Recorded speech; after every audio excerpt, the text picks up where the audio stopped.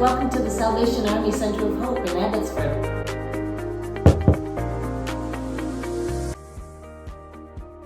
Hello. Hello. What are your names? I'm Cindy Sale. And I'm Debbie Buckles. We're senior case planners at the Salvation Army Center of Hope. So can you give me a brief description of what goes on in this office? We are senior case planners for the Salvation Army shelter, and we see clients that are in the shelter and help them get what they need, as for example, medical, any work-related things, and housing. We get to know all the people, 36 people in our shelter. So what do you do here in the case planning office?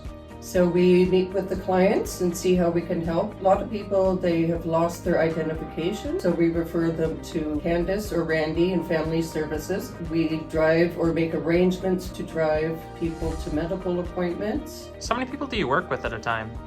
We have 26 men in the shelter and 10 women, and we split the caseload between the case planners so that we're kind of equally matched. Try to see our clients about once a week, depending on what their goals and situation is. Okay, so could you give me your name and the title of your program?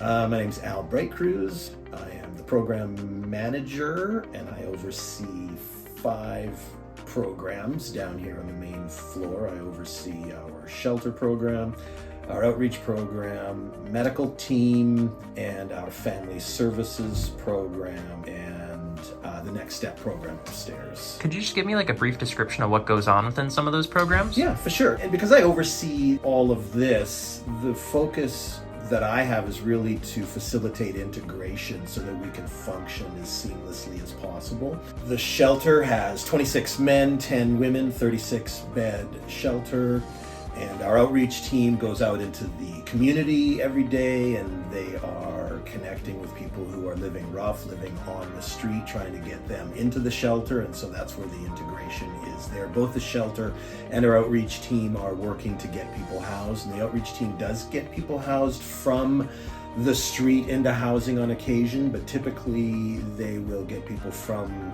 the street and the rough situation into the shelter, and then we work with them there trying to get them into a housing situation, which includes often addressing barriers that they have, which are mental illness and addiction. And so we're trying to get them into treatment, trying to get them assistance with whatever mental illness they may struggle with, so that their housing will have a greater opportunity for success. We have a medical clinic here.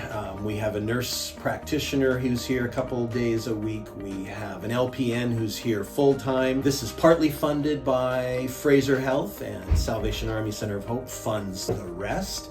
And again, the approach there is to work together in an integrated way with our guests, that we can provide this medical care that they need in order to facilitate housing. We have a Next Step program upstairs, and it is entirely funded by the Salvation Army Center of Hope with your donations. And this program really is probably the most successful thing we do, I think, here at the Salvation Army Center of Hope. We utilize Salvation Army's Pathway to Hope, which addresses the cycle of addiction, and we bring guys in who have gone through treatment. It's sober living. We utilize the 12-step program there.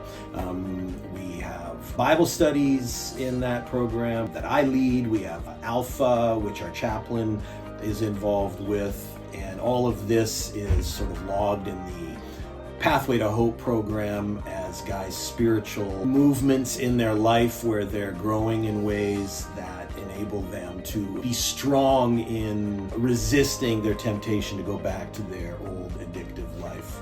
Again, a 14-bed shelter, and we are graduating about 13 to 14 guys per year in this program into successful housing situations. It is 100% funded by the Salvation Army through your donations, and we are excited to see the successes we see there. And just recently, we've actually received the Pathway to Hope National Award for the program that we are running upstairs. So what's your name? My name is Candace. I work with the Family Services Department. We are currently in our emergency food hamper room. This room is stocked by Salvation Army. We purchase 60% of the food that is in here. The rest of our food comes from community donations and school food drives. Every individual who would like to access the food in our hamper room is able to fill out a quick application through our Family Services Department, at which point we will fill out a hamper for them worth $125. What's your name and position here? My name is Jada. I'm a shelter worker at the Salvation Army in Abbotsford. Could you give me a brief description of what one of your days looks like here? I run the shelter in the cafe Monday to Friday, so we are responsible for waking our clients, getting them ready for their days. We give them breakfast, lunch, and dinner. We also help them to get their medical appointments, facilitate transportation. We are involved with a lot of different agencies that can help them with their drug addiction, housing, mental illness. Throughout the day, also help everybody outside that comes through the door. We also facilitate medical appointments with our nurse. We're responsible if we have any clinics that come in, like immunization clinics, HIV clinics. So we have food carts. We get donations every day of the week from all of our outside communities, Save on Foods, No Frills, EV Logistics, Costco. They all donate as well, and so every day of the week our clients get to come in and they get to take home a bag of groceries and have lunch and coffee. A lot of times some of our elderly people come for lunch just so that they can sit and talk to their friends. We also have numerous volunteers that come in throughout the week, and we couldn't do any of these programs without them. Some of them help us with bingo. We have a games day, as well as throughout the week we have different groups for our in-shelter clients every Thursday through our case planners who teach them skills, help them deal with stuff that's going on in their life. They also learn new ways to cope in the community, and they're starting to learn new ways as well that when they get their own place they'll be able to sustain their living. Hi, my name is Jessie, and I'm the Assistant Manager of the Salvation Army Thrift Store from the Center of Hope. Can you tell me what services the Salvation Army Thrift Store in Abbotsford provides? Yes, for sure. We collect donations. So we have in total about 10 employees, and we have 9 volunteers. So for the volunteers and the employees, they pretty much do sorting, receiving, electrical, pricing, hanging clothes. The rest, like the employees, they'll be in the store, the thrifting reps. We'll be doing housekeeping, putting out all the brick and bricks from the buggies and dustings. We could not do this without the support of our amazing volunteers, that is for sure. So outside of Abbotsford, does the Salvation Army Thrift Store provide items for anywhere else? Oh yes, for sure. So 2 years ago, we started collecting donations of sports clothes and shoes for Mexico Salvation Army. And this program is run by retired Salvation Army pastors from Abbotsford. So what's your name and position here at the Salvation Army Center of Hope? My name is Kim Hissink, and my title here is Fundraising Coordinator. And what does that position entail? It's multifaceted. We're responsible for looking after all of our donors, making sure that we're channeling their dollars where they would like them to go. We also put on several events throughout the year, raising funds for the various programs and services offered here at the Center of Hope. We also do social media. We also create a lot of community partnerships. So can you fill us in on some past fundraising events? Yeah, the biggest one that we do every year is our Red Kettle campaign that happens at Christmas time.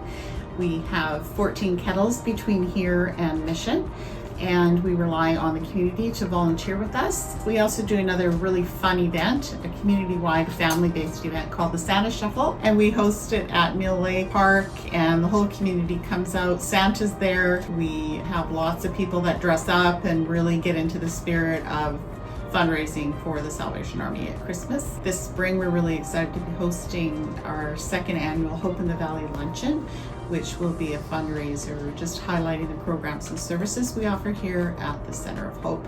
And it'll be business people, nonprofit organizations, community partners coming together to show their support for the Salvation Army. Hi, it's Candace again. We're here in the Family Services office. In this department, we assist our housed community. In addition to our shelter program, we also work with families and individuals who are in financial need, ranging in services from household items to clothing to food from our hampers, as well as subsidies for rent when approved. So how many individuals work within this area? Myself and Randy. And how many clients would you see in a given month? Approximately 300 people or more. For 2 people? Yes. So who funds this area within the center? The Family Services Department is funded through the Salvation Army in conjunction with BC Housing for our rental subsidy programs. Okay, my name is Reg and I'm the food service manager here at the Salvation Army Center of Hope. So what do you do here at the Salvation Army Center of Hope? Well, we have a number of things we do. We serve the shelter. BC Housing has contracted us to prepare meals for breakfast, lunch, and dinner 7 days a week, every day. For the community, and this is just the Salvation Army that is responsible for looking after serving meals for the community for just over 100 people every day right now, 7 days a week. We also serve outreach to Mission 3 times a week, where we feed about 70 people that are on the street through a church called Hope Central. We have half a dozen employees and about 40 volunteers from the community here that come in and help prepare and serve the meals. So for Pantry 34, we have 27 schools that we prepare snacks for every week, and we send them out through the Kiwanis Club delivers them, and Rotary's been a huge supporter financially for that, and so we've been really blessed with that. But we want to make sure that kids that come to school hungry are not hungry. They need to be fed. Hi, what's your name? I'm Chris Kendall. I'm the chaplain here at the Salvation Army Center of Hope in Abbotsford. I look after the spiritual and emotional care of those who come into the sphere of our influence here in this building and around the area. Could you tell me a little bit about the programs involved with that? Yeah, I provide spiritual care for the program that we have, which is the Next Step program. It's a recovery program. We do spiritual assessments and help connect people with their spirituality, whatever that looks like for them, as well as connect with the community around to support them while they go through that journey. We provide a chapel service and a Sunday chapel service for anyone in the community who feels like they need something that meets where they are, because sometimes they don't necessarily feel they fit in our community of churches. And so they come and they're able to sit and feel like they're accepted. Hi, my name's Rob Studeman and I'm the director here at the Salvation Army Center of Hope in Abbotsford. I'm responsible for the operations of the building, including maintenance, and oversee all the programs in the building. I have a terrific staff that works underneath me, my program manager, Al, and all the staff that comes underneath him, including our maintenance and thrift store staff. Could you give us any insights on the future of the Center of Hope in Abbotsford? Yes, we are a 36-bed shelter right now with 14 beds up in our Next Step program, which is an independent living program. And we'd like to see increasing our bed spaces in the shelter, which is in association with BC Housing. In this, we'd like to see in kind of our 3-year plan, looking at expanding the building and building a new shelter facility outside the back of our existing facility. And we would like to see an increase of around 60 beds, 40 beds for men and 20 beds for women. So what opportunities might help us achieve some of these goals? We try to take a holistic approach to what we do here at the Salvation Army Center of Hope, and we're trying to do things differently than a lot of the other shelters do by making sure there's a sense of community and a sense of security when they're staying here with us. People come from different backgrounds, and some are very, very vulnerable, dealing with mental health and drug addictions. And we like to meet them where they are and take them through our program, through the case planners, through the outreach workers, and all the shelter workers in the facility, to show them that there is a future, and this building is about hope. And that's why it's been called the Center of Hope. And in the future, we would like to build on that and just make this an even bigger and better place for more to come and access help, whether they're housed or unhoused. With the success of the Next Step program upstairs in our building, an independent living program for men, we would like to expand on this by doing a Next Step program for women. We hope that in the near future that a program like this can come together, because we really feel that it'll benefit the community here in Abbotsford and Mission and allow us to care for more women in our community. Thank you. Thank you. Thank you. Thank you very much. Thank you. Thank you. Thank you. Thank you. Thank you. Thank you. Thank you. Thank you. Thank you. Thank you. Thank you. From all of us here at the Salvation Army Center of Hope, we'd like to thank you for your time and support.